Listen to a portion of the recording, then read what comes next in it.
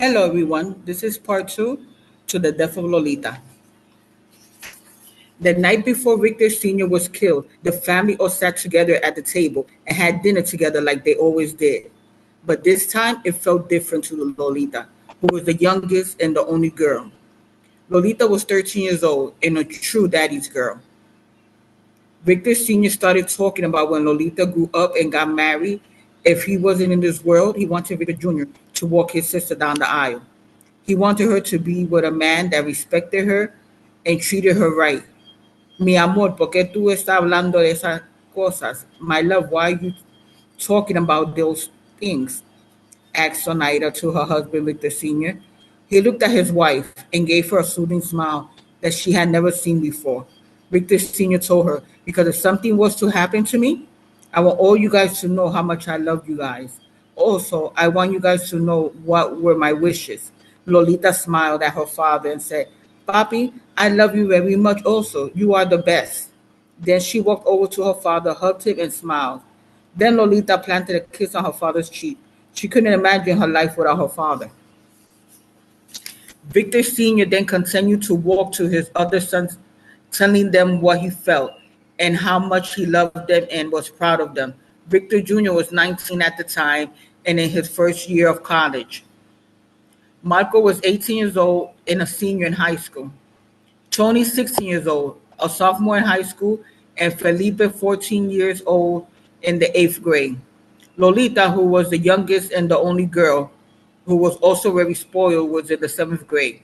Victor Sr. told each of his kids how proud he was of them, how he knew they would be somebody important in life. Victor Sr. also told his sons how if something was to ever happen to him, he wanted them to help take care of his mother and sister, to always make them the right choices for themselves. They all stood silent for a few minutes at the table, noticing that the conversation was sounding like a goodbye, as if Victor Sr. was going to leave. When he looked at Sonaida, he had realized he was talking too much and too deep, because her eyes were watery, staring at him with a confused look. He then said, I just want you guys to be prepared for anything that comes your way, and I'm not around. Victor Sr. then kissed his wife on her forehead and started making jokes with his children.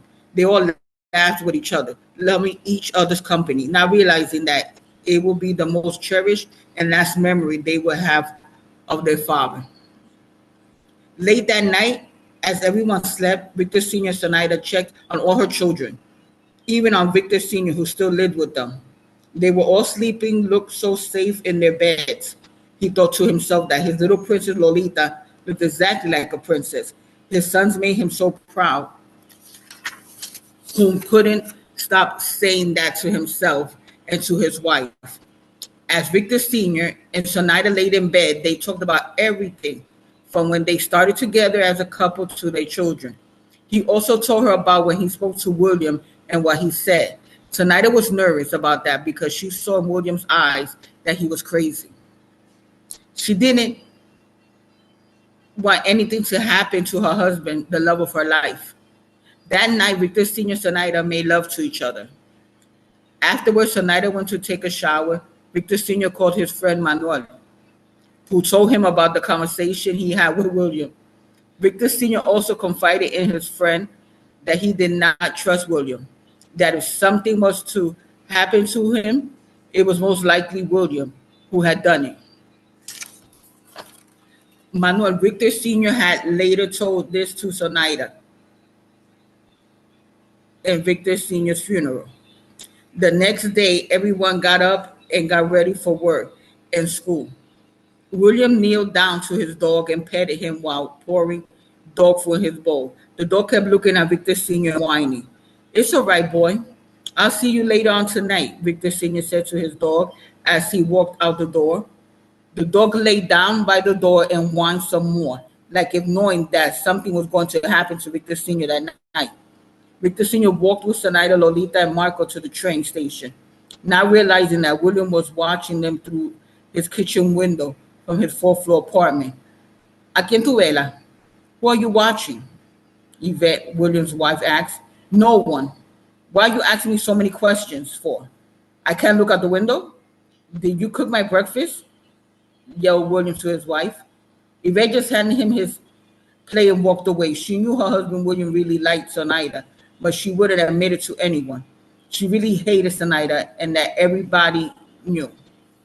And that everybody knew.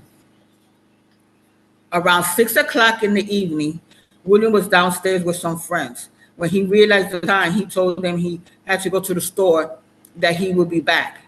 What he was really going to do was watch Victor Sr. as he walked out the train station and shot him behind his head. William had put a silencer on his gun. So at first, people thought he had just fainted until somebody saw blood coming from behind his head. When the nurse called Victor Sr.'s house, Lolita answered the phone. Hello? I'm calling from the hospital. Can I speak to a family member of Victor Maninso Sr.? Is my father sick? Asked Lolita, surprised, because her father never got sick. He took very good care of himself. He passed away, said the nurse on the other line. Lolita's tears flowed quickly from her eyes as she dropped the phone. Ma! Yelled Lolita as she ran to her mother's room. Tony ran out his room. Why are you yelling? Asked Tony. At the same time, Sonaida walked out her room and asked Lolita, ¿Qué te pasó? What happened to you? Lolita looked at her mother and her brother and then threw herself down on the floor, burying her face in her hands, crying louder and louder. Then she yelled, the lady on the phone said Papi's dead. Tony ran to the phone. The nurse was still on the other line. She could hear all the yelling and waited for someone to pick up the phone because she had to give the information where he was at. What happened to my father? How did he die? Tony asked the nurse, but she wouldn't give any information on the phone. So the whole family and Victor Sr.'s brothers and sisters went to the hospital where they got the complete news. 3 years and a half had passed until they finally arrested William for the courts to say he was mentally ill. Unbelievable, thought Sonaida to herself. It had took so long because the family did not have any proof it was him. Now the family knows he took Lolita. He did something to her, but what? The family did not know what he had. Did not know that he had killed Lolita, chopped her up, and kept her in the freezer. William was more evil than what they thought. When Victor Jr. got home from the hospital after being food poisoned, he walked to his sister's room. Tears filled his eyes. He felt he had let his father down. Victor Jr. had promised to take care of his sister, and now look at everything that is happening to her. Lolita had a baby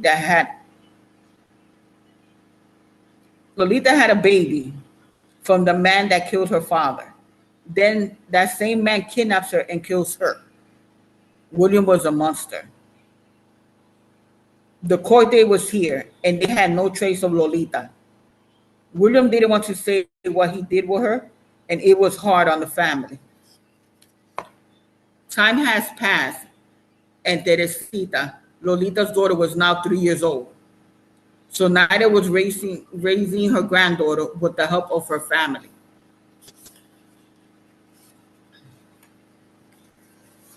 On the day of the court, Sonaida left her granddaughter Teresita with her sister Blanca and her mother, who was 70 years old, but still very strong. When Sonaida, Marco, Felipe, Victor Jr., Tony, and two of Sonaida's nieces arrived at the court, they ran into William's son's wife and his brothers. Both families just stared at each other with hate. After a few minutes of hatred stares, they walked into the courtroom. As they all sat in the courtroom, their faces focused on William. Sonaida never hated anyone as much as she hated William. He killed her husband, Victor Sr., then her baby girl, her daughter Lolita, after he had a child with her, knowing she was a minor, and her child. He messed up her happy home just because he was obsessed with her, knowing that she was not interested in him at all, that she was a happily married woman to an amazing man, a man that he had destroyed. William was staring at the lawyer with no kind of emotions. His aura felt evil, just like his eyes. He started saying detail to detail how he planned to murder Victor Sr. and why. Sonaida broke down crying. She couldn't believe a man could have so much hate and jealousy in him.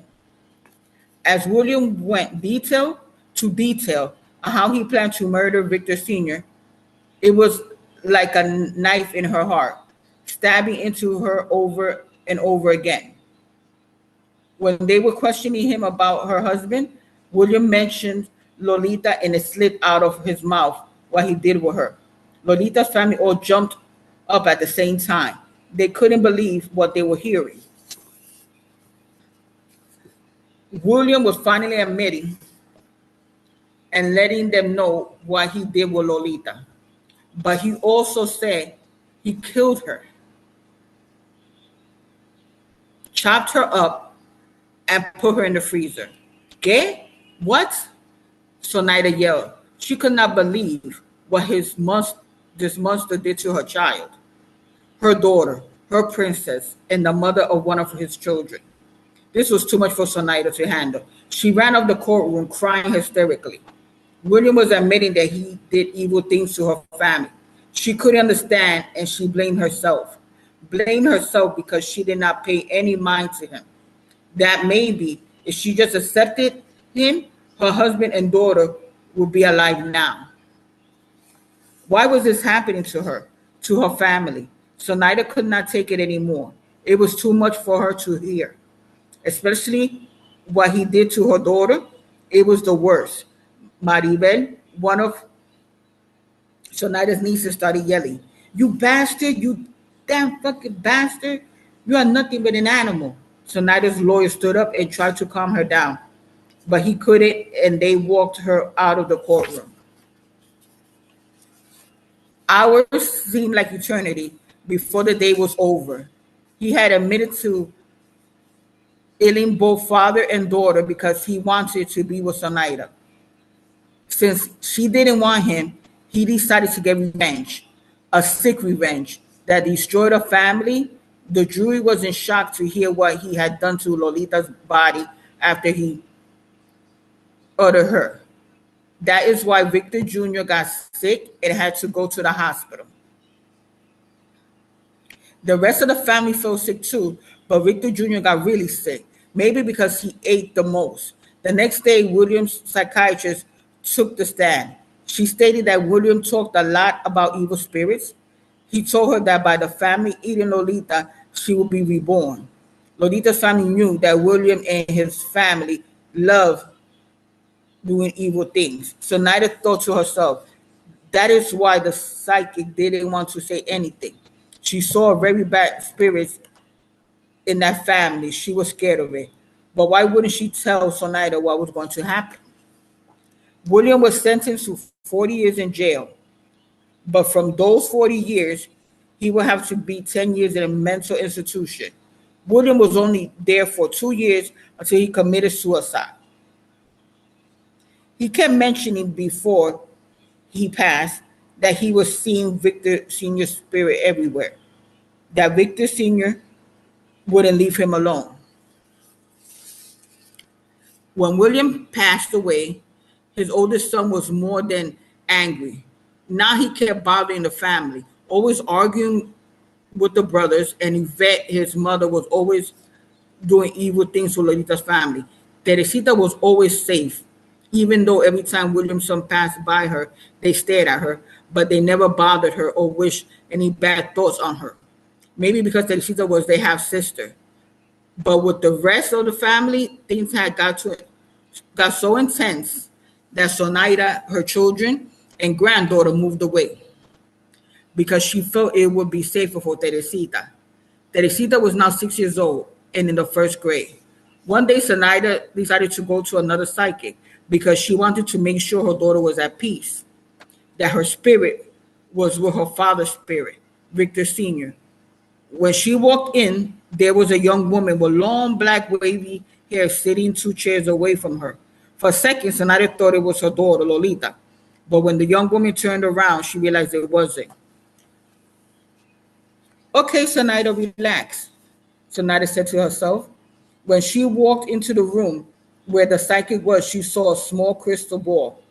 The woman was pale white with a blue ocean colored scarf wrapped around her head.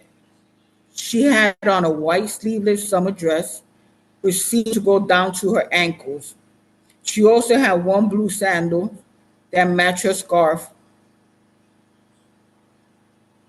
The psychic also had a long white ocean blue colored earrings.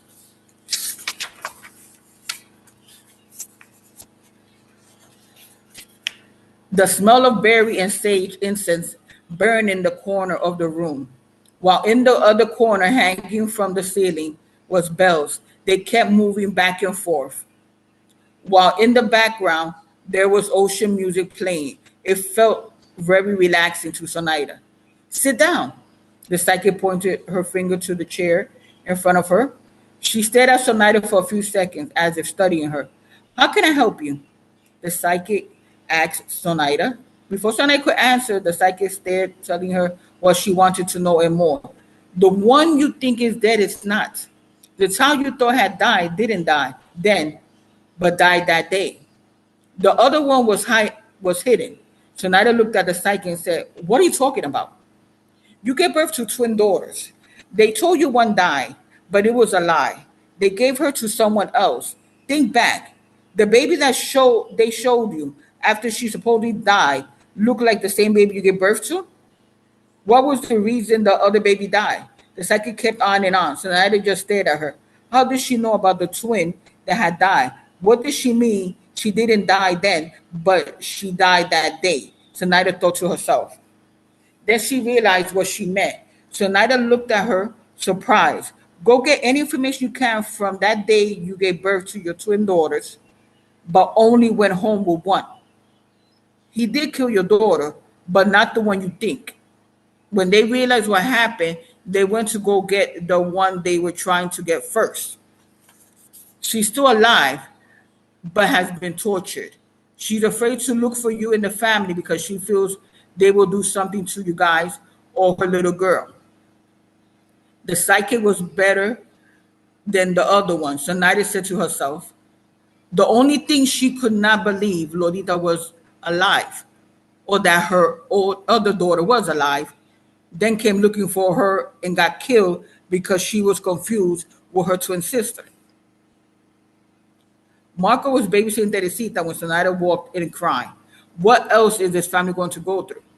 A few weeks had passed, and Lolita's mother, Sonaida, got the information about what really happened to her other baby when she gave birth to the both of them. The baby never died. There was a lady in the next room that was married to one of the doctors there. Her baby girl died, and the other doctor spoke to the other doctor, and they switched the babies. The doctor had confessed to Sonaida's other daughter, which she took, that they were not her real parents. He was dying and didn't want to carry that guilt to his grave. The doctor and his wife found out where Sonaida and Victor Sr. lived. They gave all the information to Lolita's twin, whose name was Susana. Without knowing what they were sending her into, Susana was in shock to find out she was not who she thought she was for the past 16 years. She did not know that Victor Sr. was dead. The day Susana went to the apartment to meet her biological parents, she found herself with William, who had confused her with Lolita, because when he knocked on the door that day, it was Susana who answered, because she was already inside talking to Lolita. When he forced himself inside the apartment, they argued. He had snapped Susana's neck and made Lolita come with him. But before they left, he called his oldest son to help take Susana's body. They took her to their apartment until the middle of the night. Then they moved her. The family was so hurt to hear everything, tears were flowing from every eye. When Sonaida insisted for the state to investigate on the whereabouts of her other daughter, Susana, they found out the truth that William did kill her, but because he didn't want her to talk about where he took Lolita, it was not true that his friend served her to her family. William said that so Sonaida could suffer more and not find out that Lolita was alive. She was kept for many years in his brother's apartment. She was mentally and physically abused. They had told her if she left that he would ill her family, that she would not ever see her daughter Teresita again. It was hard for her and she was scared, so she never left. The day William had died, his brother let her go. Lolita was afraid that her family would still get hurt. She was sad because the same time she met her identical twin sister, she was ill by William right in front of her eyes. Lolita couldn't handle everything that has happened. She went from shelter to shelter, but always with the desire to go back home, to be with her family, her daughter, who was now in school, but who was also the daughter of the man that killed her father, her sister, and that had kept her captive. Lolita was hurting. That is why she went to get a reading.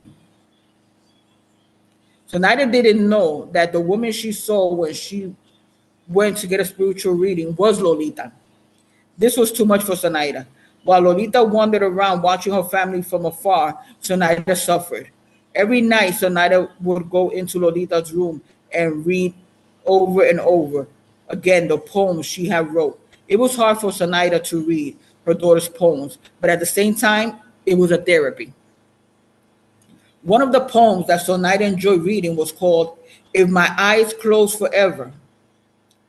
It read like this: If my eyes close forever, they are wide, brown, and open, seeing the good and the bad, what lies underneath every smile, every face, expressions, seeing a new life grow each and every day.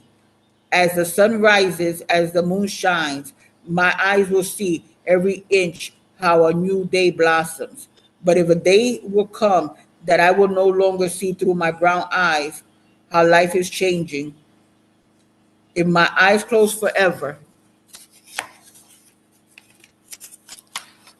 I want to be remembered by the way they shine. When a day arrives with happiness, with new hope, I will no longer see it in life, but from heaven they will shine. I want to be remembered by my big brown eyes, if my eyes close forever. So Nida closed the notebook and put it back into the case. It was in. As she started to put it back in the closet, there was a knock on the door. She looked at the clock and saw it was 1 in the morning. Who could be knocking at this time? She said to herself as she walked to the door. As she looked through the peephole, she couldn't believe what she was seeing. She stepped back for a second while she looked to her side real quick to Marcos, her son. ¿Quién es, mama? Who is it, mommy? Marcos asked his mother, who looked scared. She didn't answer him. She just looked one more time through the peephole. Then she started crying, covering her face, her long dark brown hair covering her face and hand.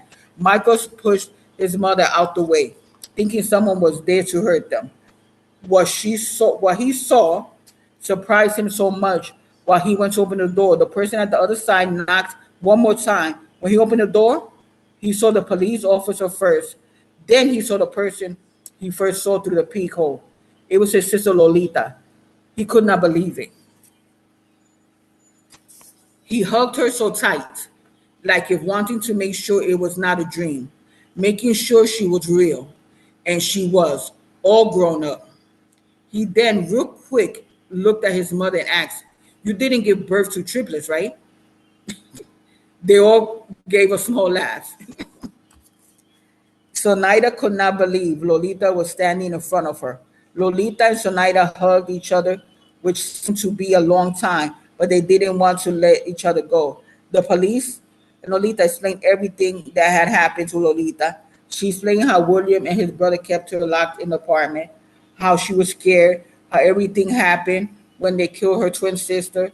Lolita and Susana were having such a good time because Lolita was excited to find out she had a twin sister.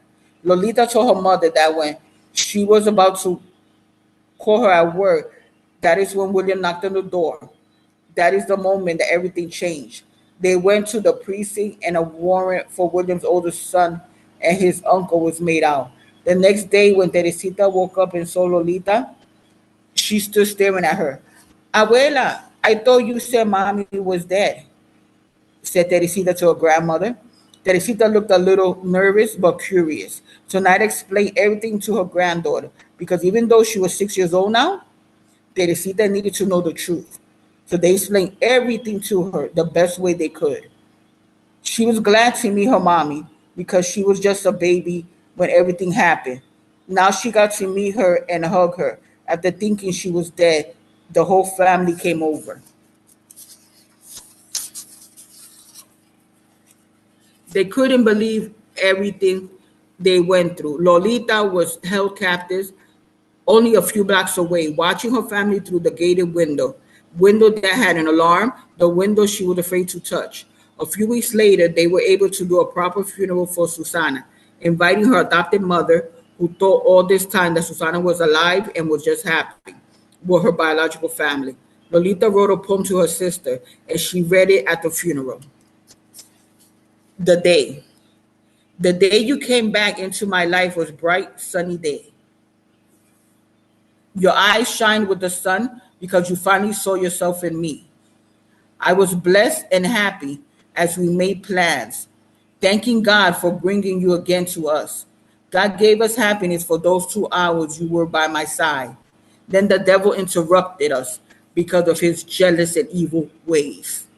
He came into our life, ruining our day with his poisonous ways.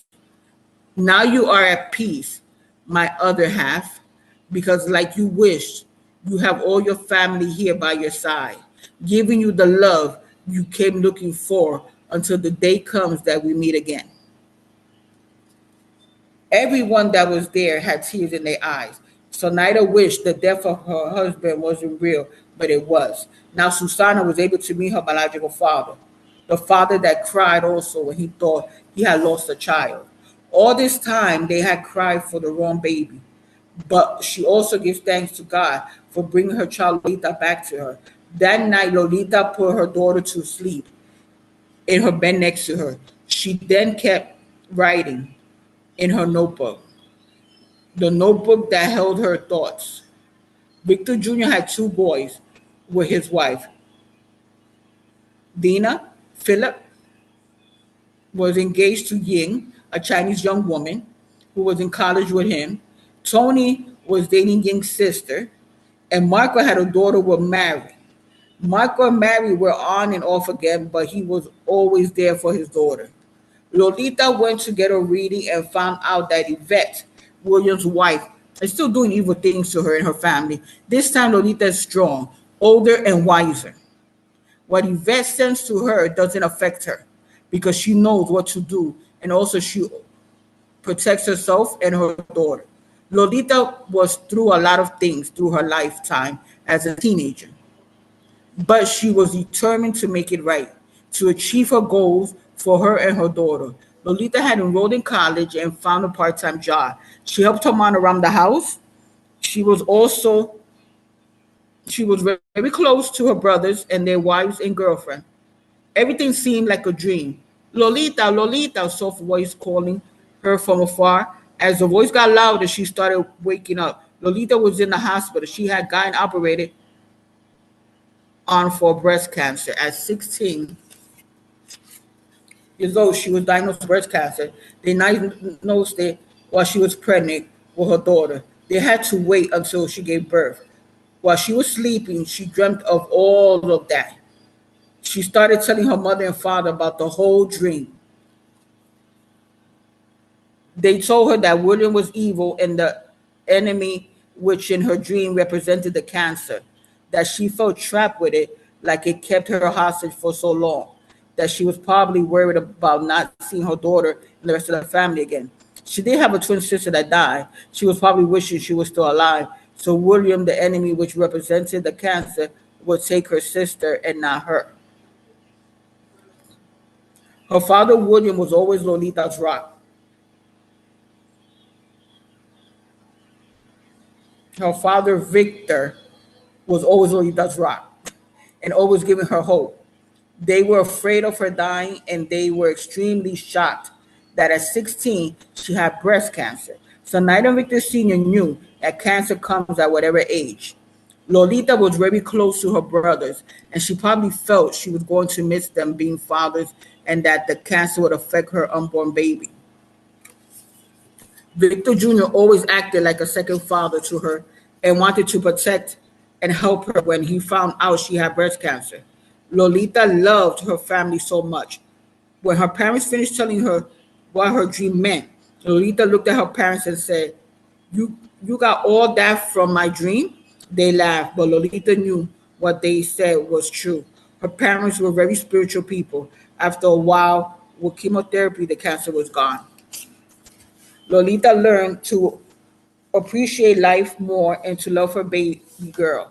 Lolita concentrated on school and achieving her goals. Appreciate life. Enjoy every moment. Don't let anyone interrupt your dreams. Be careful who you trust. Love yourself and the people that truly love you. Lolita continued writing her poetry, which helped her get through the hard times. One night, Lolita and her daughter Teresita stood up and wrote a poem together. It was called If My Body Ran Away. If my body ran away, always remember that my spirit will stay. It will be next to you every day, praying with you every night, holding you tight when you feel alone, protecting you when you feel fear and danger is near. Wipe away those tears, my dear, because I will always be here, even if my body ran away. That was Lolita saying she spent a lot of time with her daughter. Esita. A few years passed and Lolita's cancer returned. But this time she lost the fight. She left behind the memory of her positive energy and her will to live. Every night, Lolita's spirit comes to her daughter's room, lays next to her while she sings nursery rhymes to her as she sleeps. When her daughter wakes up the next morning, she gets up singing the same song. Abuela, it smells like mommy's perfume. Teresita always says to her grandmother, Sonaida, when she gets up every morning while she is getting ready for school. Sonaida and Victor Sr. look at their granddaughter and smile. They know Lolita's spirit is with her daughter every night. Lolita's daughter looks just like her with long black hair. Lolita's spirit always walks with her parents, Sonaida and Victor Sr., whenever they get to her favorite park. They know that, so every day at 4 o'clock in the afternoon, they walk through the park, remembering their beautiful, strong daughter. How she always stood positive and happy to the end. While they talked about her, they always stopped to buy her favorite icy. Her brother Victor Jr. named his daughter after her. Lolita's other brothers talk about her all the time, keeping her memory alive in any way they can, keeping their niece Teresita always proud of her mother. Lolita's spirit always sits next to her brothers when they talk about her, laughing with them when they mention the funny things she used to do. They always feel a warm touch on their right arm when they talk about Lolita. That's her letting them know she was next to them. Her spirit lives on.